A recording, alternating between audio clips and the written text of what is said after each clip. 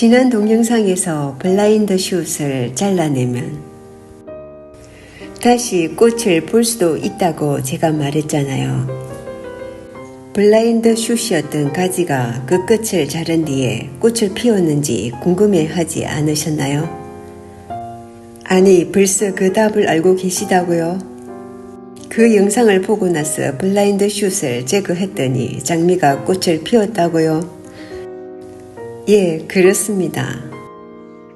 누나의 장미 정원에서도 블라인드 슛이 제거된 장미들이 꽃을 풍성하게 피웠거나 꽃을 우다닥 많이 피우지 못했지만 베이슬 슛을 열어내준 장미들도 있었습니다.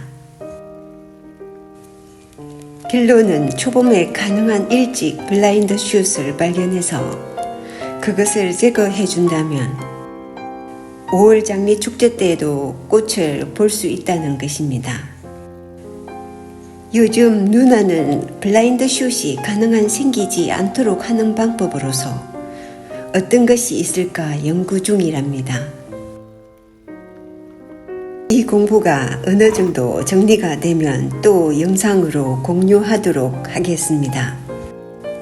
그럼 그 블라인드 슛에 관한 영상에서 다루었던 장미들의 성장 과정을 다음에서 함께 확인해 보시겠습니다.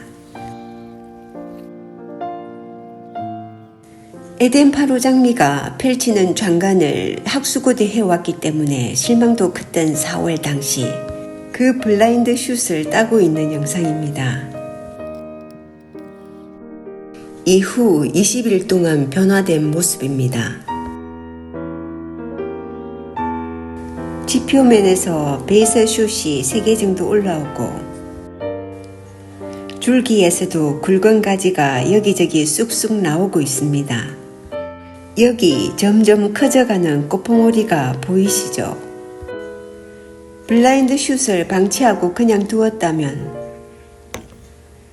성장을 멈춘 채 현상을 유지하고 있었겠지만 블라인드 슛을 전정해주니 장미가 잠에서 깨어났나 봅니다. 그래도 아쉬운 점은 다른 장미들이 우다닥 필 때 에덴 파로 장미도 같이 피어서 장미 축제에 참가했다면 더 좋았을 것 같습니다. 그래서 에덴 파로는 겨울 동안 햇빛이 잘 비치는 자리로 이식하기로 결정했습니다. 하나의 긴 줄기 전체가 블라인드 슛이었던 미론드 플로스 장미입니다. 과감하게 밑둥에서부터 잘라버렸습니다. 그랬더니 성장이 빠른 베이슬 슛이 3개나 올라왔습니다. 연두색 잎과 가지가 하루가 다르게 진해지면서 꽃봉오리도 맺기 시작했습니다. 현재는 오벨리스크의 상단까지 자랐습니다.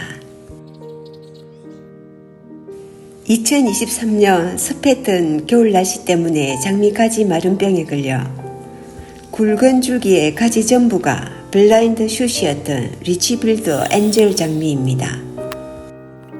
굵은 줄기라고 해서 아까워하지 않고 과감하게 그 줄기를 밑둥에서부터 잘라버렸습니다. 그랬더니 놀랍게도 베이슬 슛이 너댓 개나 나오고 있습니다. 리치필드 엔젤과 마찬가지로 가지 마른 병에 걸린 굵은 줄기를 자르고 블라인드 슛을 다 잘라준 보스코벨 장미입니다.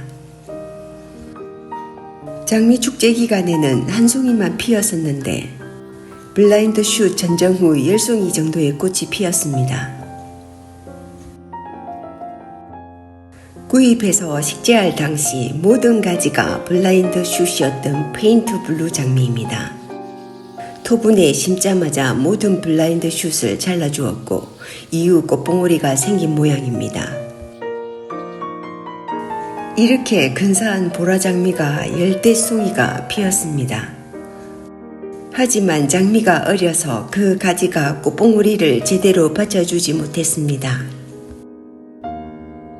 블루 시크볼인 줄 알고서 페인트 블루와 함께 구입한 장미였습니다.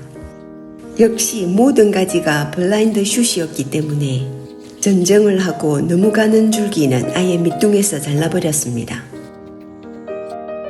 그랬더니 저렇게 긴 베이지 슛이 나와 꽃봉오리를 맺었는데 보라색이 아닌 주황색의 꽃이 피었습니다. 원통하게도 택이 잘못 붙여진 장미였습니다.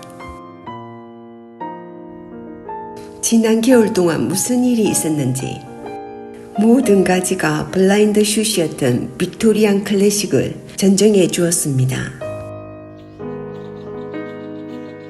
그랬더니 베이지 슛도 나오고 가지들마다 꽃봉오리를 달았습니다.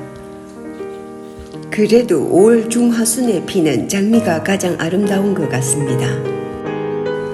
장미의 가지가 애초에 블라인드 슛으로 되지 않게 하는 방법을 찾아야겠습니다.